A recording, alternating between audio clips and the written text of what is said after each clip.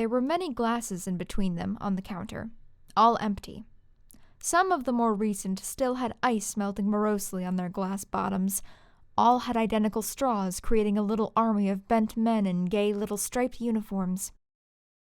The bartender was leaning against the dark wood grain of the bar, propping himself on his elbows, though his head bobbed a little now and then from the general inebriation. His drinking partner was similarly predisposed, his rather angular head swaying back and forth slightly. "I have to say," the bartender hiccuped a little, "of all the places for your mouth to be, that was the spot I never would have guessed." "I have another I can show you if you want." The angular man could not grin, but the bartender could tell he was anyway.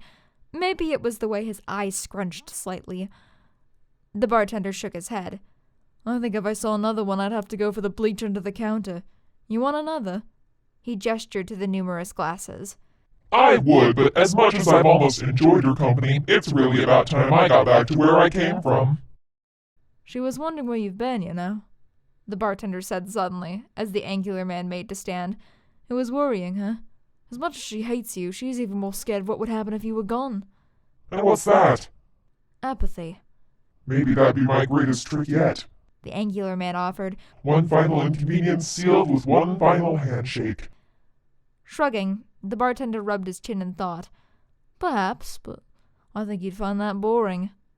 The angular man tilted back his head and let out a strange cackle. "Touché. There is something I've been wondering," he continued, leaning forward. "I've never met anything that even comes close to me before, and I just can't figure it out. She could have made you anything at all, but she made you human, at least as close as she's capable. So damnably human, so complicated, but not unfathomable in the slightest. Why?" "Maybe to you," the bartender chuckled, "but to her I'm the most confusing thing there is. To be honest, I've been wondering the same thing.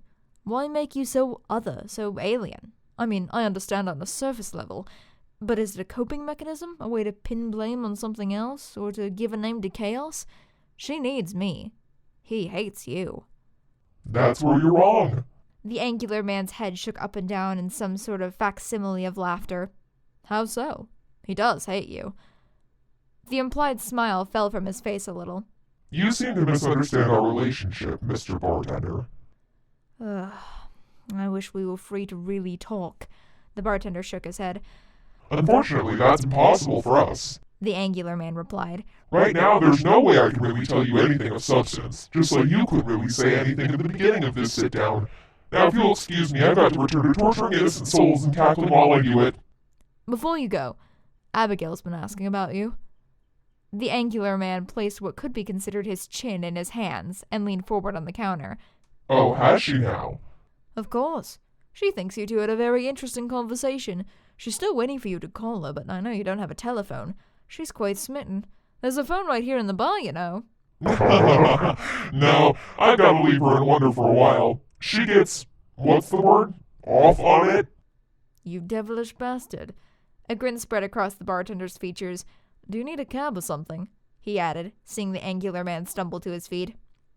"Oh, that won't be necessary." The angular man suddenly straightened. "The concept of alcohol doesn't actually affect me. I just like the game of pretending. It's amusing, I suppose." "Well, it was nice to finally know what I'm facing." The bartender waved in farewell. "Oh, don't be silly. I was never here." And it was so. The bar was empty and dark. The bartender shook his head and started in on cleaning up the mess.